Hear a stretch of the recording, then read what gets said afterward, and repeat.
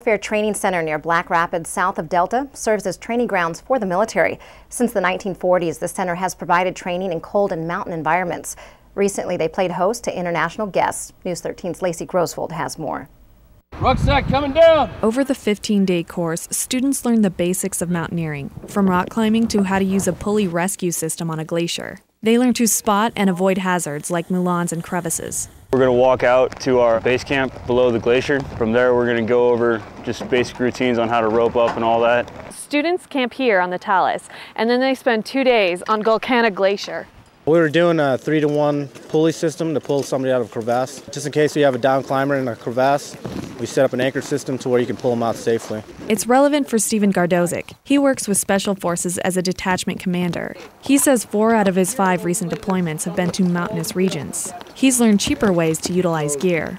The field expedient way is to make harnesses as opposed to buying $100 harnesses for each of the individual soldiers. You can actually just make it out of cordage and using instead of the real expensive mountaineering gear, just using the basics. He says passing along these skills will prove useful. If we have a trainable skill that we can impart to them that's relevant to what they need to know and where they operate, it helps us to gain the rapport with those host nation forces. It was this kind of diplomacy that was active at the training center this weekend. 4 delegates from India's Army High Altitude Warfare School toured the training center. This is after American delegates had toured their training center in Kashmir in June. Commander of Alaska's school, Major Gary McDonald, discussed the strategic necessity of the Indian Army to train in high altitude. The mountaintops and ridge lines over there, the elevations are much more extreme than we have here.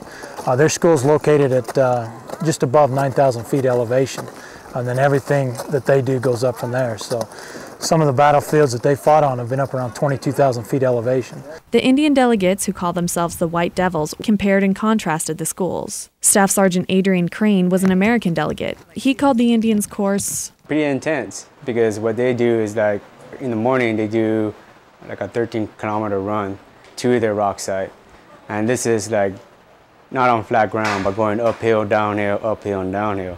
Mountaineering, rock climbing, and even staying outside all require physical stamina and agility.